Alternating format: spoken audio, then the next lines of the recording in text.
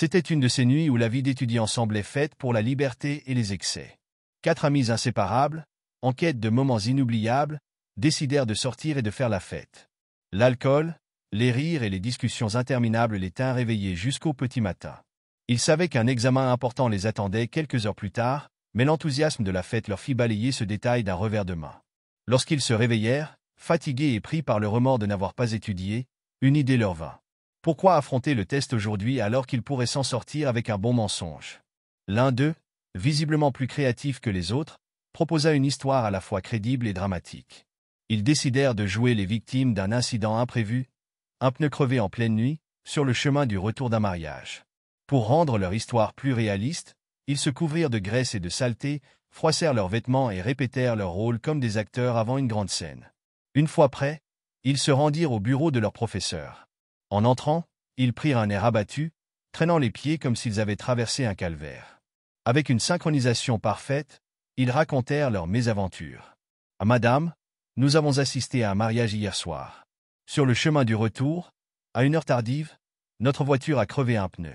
Nous étions au milieu de nulle part, sans possibilité d'appeler à l'aide. Nous avons dû pousser la voiture sur des kilomètres pour rejoindre le campus. Nous sommes désolés, mais nous étions dans l'incapacité de rentrer à temps pour étudier ou même de bien dormir. » Leur professeur les écouta attentivement, hochant la tête, les mains jointes sur son bureau. Après un long silence, elle leur dit d'une voix douce mais ferme. « Vous devez être épuisés. Je comprends que des imprévus arrivent. Prenez quelques jours pour vous reposer.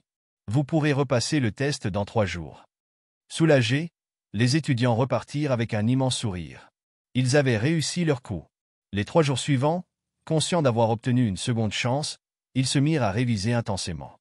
Ils passèrent des heures à parcourir leurs manuels, résoudre des exercices, et se préparer mentalement pour le test.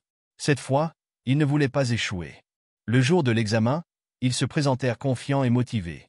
Leur professeur, fidèle à son calme habituel, leur annonça une petite modification. « Vous passerez le test dans des salles séparées. Cela permettra à chacun de se concentrer pleinement. » Les étudiants, sur 2, acceptèrent sans poser de questions. Ils furent conduits chacun dans une salle différente, et l'examen leur fut remis. En ouvrant leurs feuilles, ils furent pris de court. Le test ne contenait que 2 questions. Quel est votre nom? 1 point. Quel pneu a crevé? 99 points.